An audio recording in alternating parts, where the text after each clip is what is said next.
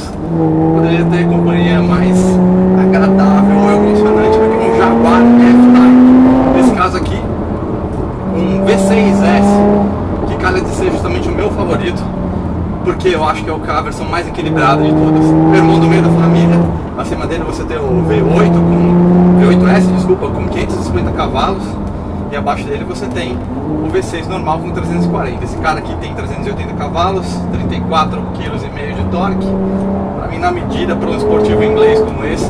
Fora que esse ronquinho dos 6 cilindros em V tem total harmonia com a história do carro, né? Já que ele é meio um sucessor espiritual do E-Type, que é famoso pelo motor de 6 cilindros em linha, que veio depois ainda uma versão V12, mas o 6 em linha é aquele que você quer. De qualquer jeito, tanto 6 quanto 12, tanto parecido com isso daqui, uma questão de pulsação, de ordem de ignição, de pulsação no sistema de escape, de fluxo, muito parecido, muito musical, esse ronco mais fino, mais refinado, é uma delícia. O F-Type é um carro que talvez não seja a escolha mais recomendada para o fanático do track day, não é um carro para turma do super trunfo, não é um carro para o cara que quer o carro mais veloz, ir atrás de ficha técnica, não. Esse carro aqui é para o cara que quer a Ultimate Experience, vamos dizer assim, uma experiência bastante orgânica, divertida, descompromissada, confortável. Esse é um carro que é muito veloz, mas ao mesmo tempo ele não é aquela cadeira elétrica, sabe? Aquela coisa de um carro muito áspero, muito ríspido, com suspensão totalmente quadrada. Pelo contrário, esse carro aqui tem um belo comportamento, ele é maduro, ele é fluido, e isso é bom demais, principalmente numa situação dessas. A gente está aqui na Estrada dos Romeiros, vocês vão ver, já estão vendo na verdade, como que o chão aqui é ruim, é judiado. Então é importante você ter uma suspensão que consiga copiar esse solo, né? E não que seja apenas bom no autódromo de Interlagos ou em algum autódromo qualquer, porque aqui é uma condição diferente. Aqui você precisa de uma carga um pouquinho mais relaxada para ele conseguir copiar o solo. Os pneus desse carro aqui são os Pirelli P0, 295 mm atrás, talvez um pouquinho menos depois daquela alça, 255 mm na frente. É um pneu bastante comunicativo, ele é gostoso, ele não é muito duro a lateral dele, então não é um pneu Extreme Performance, não é o P0 Corsa da Pirelli, por exemplo. Esse aqui é uma versão mais amena, que tem tudo a ver com o espírito do carro, né? Esse carro aqui ele tem algo que é interessante, ele tem a construção toda em alumínio, ele compartilha muita tecnologia com o grupo Jaguar, né, que é Jaguar Land Rover, então os carros Land Rover top de linha também são feitos com esse processo, e a gente está falando basicamente de um monobloco todo de alumínio, e ao invés de ser soldados os componentes desse monobloco, dessas chapas, esses componentes eles são colados com cola industrial e repitados, mais ou menos um processo meio aeronáutico, digamos assim. Qual que é o interessante dessa parte técnica da estrutura desse carro? Distribuição de tensões, porque o monobloco de um carro ele não é uma coisa inteiriça, não é feito de um tarugo, não é CNC, ele é feito da junção de várias chapas, né?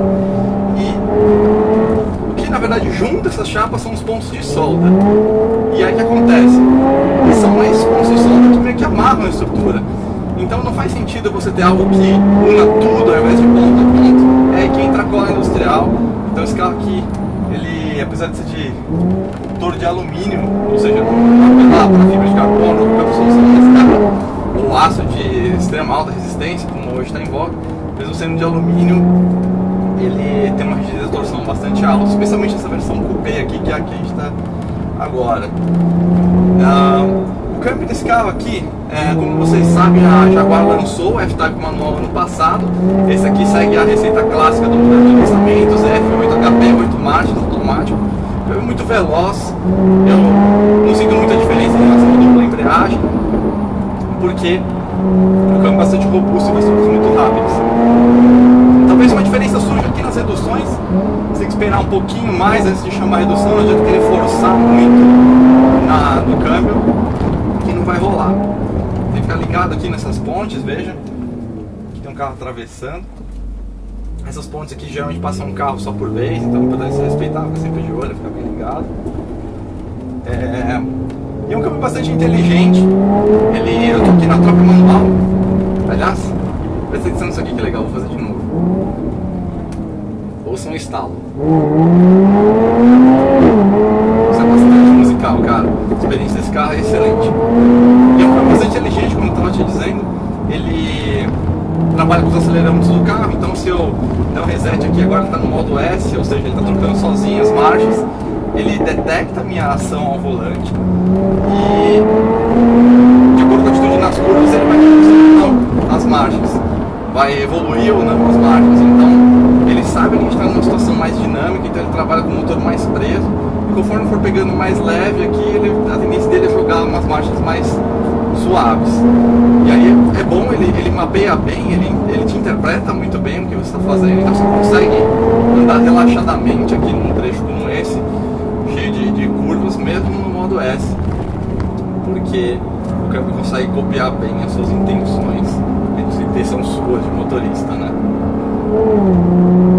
E percebi que agora eu estou andando mais devagar, e você vê que ele já jogou uma marcha, ó, mesmo no modo S, ele percebeu que eu mudei minha atitude, então na hora ele já começou a pegar leve, e aí ele começou a jogar as marchas para deixar o carro com menos resistência mecânica, deixar ele fluir um pouco mais. Como eu estava falando, esse carro aqui não é um carro muito pro maníaco do track day, pra galera do super trunfo, dos números, do tempo de Nürburgring, do 0 a 100, no décimo, enfim. Esse carro aqui já é mais orientado à experiência, orgânica e divertida, então ele tem algumas coisas que são interessantes. Uma foi a opção da Jaguar em manter o sistema de direção hidráulico convencional, em vez de partir para o sistema de direção elétrica. Eles fizeram isso porque eles queriam uma experiência sem filtros, mais direta, mais old school. É lógico, alguém pode dizer que então a direção tinha que ser sem assistência, mas não, isso aqui é um gentleman car, né? Você não pode também querer exagerar, então ele tem uma organicidade, mas que também não chega a ser uma coisa no nervo, né? E outra coisa que é muito interessante, o sistema de escape dele, ele tem, especialmente nessa versão V6S e na V8S, ele tem um sistema de válvulas ali no abafador, então você tem duas rotas, uma de restrição mais alta e ruído menor, e quando você aperta esse botão, no caso que está ligado agora, ele libera o caminho por um duto de fluxo maior e maior ressonância também. Outro bônus desse modo mais agressivo de escape são os pipocos, que ele cria por back pressure, né, pelo contragolpe de pressão. Ele foi desenhado de forma a fazer isso. O simula, não sei se vocês ouviram aí, foi um pouco sutil, ele emula, esse back pressure acaba emulando um pouco daquela coisa dos carros antigos de corrida, né, com mistura rica, né, que a mistura saia queimando, explodindo no escape até o caminho ali da atmosfera. Ele acaba emulando isso de certa forma. Esse é um carro, assim, minha opinião, magnífico. Como eu falei lá atrás, a gente está num chão super castigado, vocês podem ver como eu estou balançando, mas eu estou sacudindo aqui com muito conforto. Amortecedores adaptativos fazem parte do pacote desse carro, então é isso que garante esse balanço bom, né, de desempenho limítrofe e conforto para rodar pela cidade, né? Agora falando um pouquinho sobre a nossa rota que a gente está fazendo, essa é a segunda parte do vídeo, né, do especial da Estrada dos Romeiros, e a gente está na segunda parte, vamos dizer assim. Na primeira parte a gente saiu lá da Castela e foi até Pirapora do Bom Jesus. Agora a gente saiu, onde eu fiz a voltinha, era a saída de Pirapora do Bom Jesus, e agora a gente está indo para Cabreúva. Vocês viram que não dá para ver o Rio Tietê, alguns trechos deu para ver. Tem uma parte aqui que ele descola da estrada e ele volta a unir lá na frente, já em Cabreúva, né? Então é uma rota assim que você tem que tomar um certo cuidado, porque tem veículo de todo tipo, tem alguns animais, você passa por algumas casas, então assim, eu já ando aqui há alguns anos, conheço, mesmo assim eu nunca fui de pendurar o carro no limite, fora a questão da legalidade, né?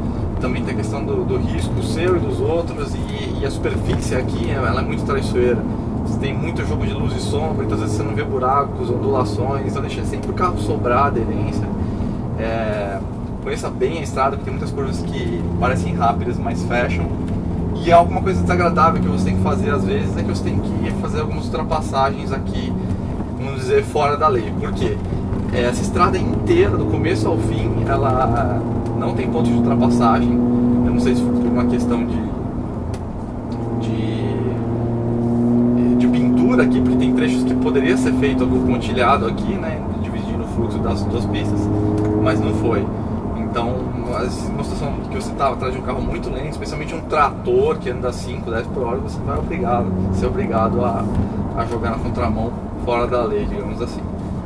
Nesse caso, bom senso sempre, procura visibilidade, joga o carro onde você consegue ver o que está acontecendo depois, faz a ultrapassagem. No caso esse aqui eu estou muito privilegiado, porque eu estou com um carro V6 com compressor mecânico, então tem muito torque, o tempo de ultrapassagem é mais curto, mas se você vier e curtir com o seu popular 1.0, aqui dá para fazer ultrapassagem. Dando seta aqui, só passar esse cara aqui um por vez, então você viu, eu vi que não tinha ninguém vindo, pôde jogar aqui no outro fluxo sem risco. Mas se está com um carro mais lento, menos torcudo, toma sempre muito cuidado para fazer essas ultrapassagens. Aqui a gente já está mais ou menos passando da metade do caminho, logo mais a gente já está chegando em Cabreúva. E aí eu vou só mostrar para vocês como que chega em Cabreúva e pega a estrada do parque, né, que é o trecho final da estrada dos Romeiros, e aí a gente encerra esse vídeo, tá? Agora, falando um pouco sobre os F-Type, né, eu falei que esse aqui era o meu favorito. Dei uma pincelada breve, porque eu vou inserir agora um trecho no qual eu pilotei o V8S, carro de 550 cavalos e mais de 60 kg de torque. Pilotei ele no Capoava, foi uma experiência super, ultra rápida, foi apenas uma volta. Vou botar um trechinho para vocês verem aí.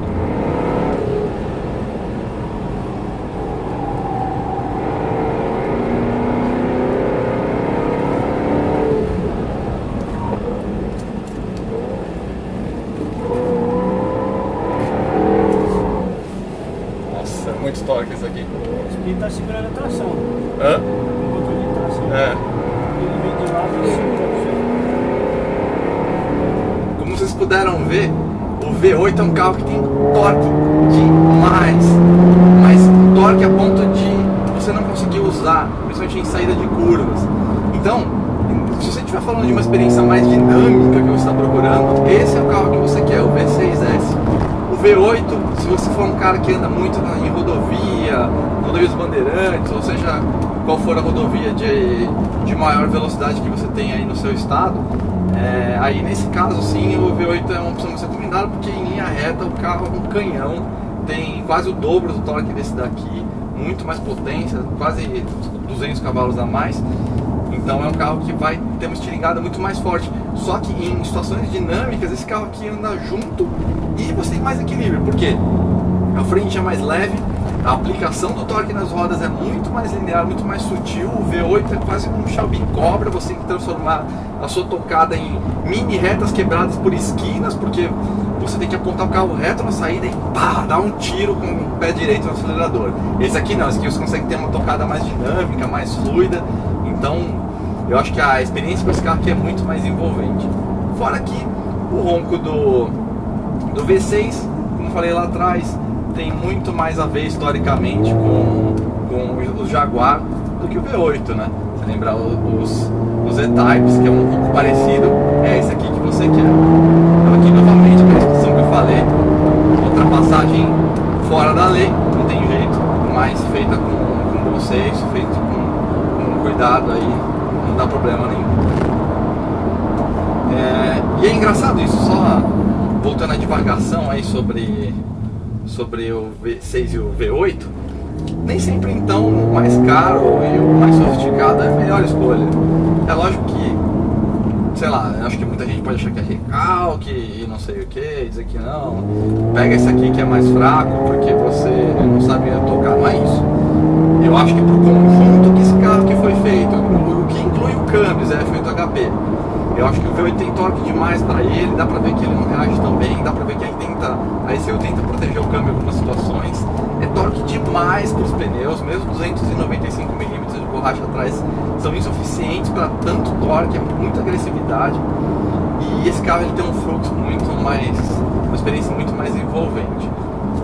Então, minha opinião pessoal, fica com um V6S, que é o The Best. E se você acha que 380 cavalos é pouco, porque veneno acostuma, é uma merda, não esquece que esse carro tem compressor mecânico, então se não existe lá fora, com um preparador de ponta você consegue desenvolver um kit de polias para você aumentar, multiplicar a relação, né, do acionamento dele, então o compressor girar mais rápido, você tem um ganho absurdo de potência com uma mudança bastante simples. Cheguei aqui onde eu queria chegar para mostrar para vocês. Chegamos em Cabreúva, né? Na verdade é na cidade de Cabreúva, porque ali atrás a gente já tinha passado pela placa. Ó, fica ligado, placa Jundiaí, Itu, Cabreúva Centro. A gente não tá indo para Cabreúva, né? A gente tá indo para Itu, então você segue para cá e aí você vai evitar o centro da cidade e vai seguir em direção à estrada turística de Itu. Uma coisa curiosa é que assim, se você olhar no mapa, a estrada dos Romeiros continua por esse caminho que a gente está fazendo, mas é óbvio que isso aqui é uma rua, uma avenida de bairro, mas então fica ligado em específico nesse trecho para você não passar reto, não ir para o centro de Cabreúva.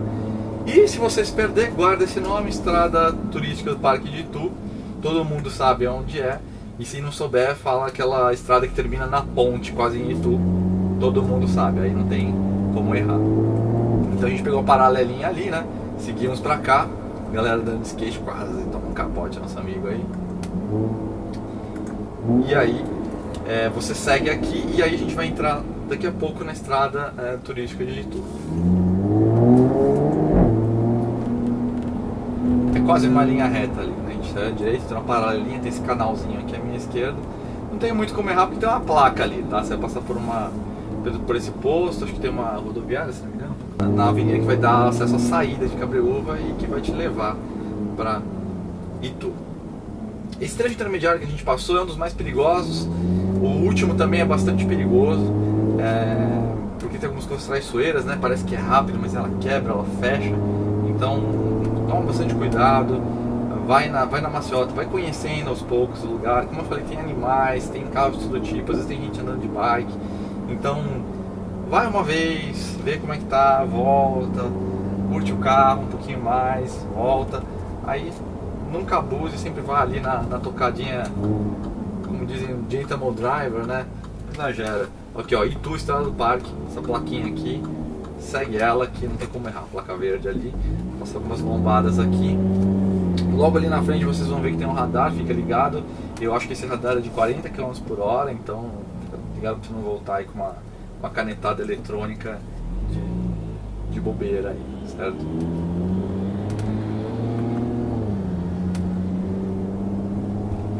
Eu não sei se vocês conseguem ver, esse carro aqui tem um teto panorâmico, isso é bastante interessante, né?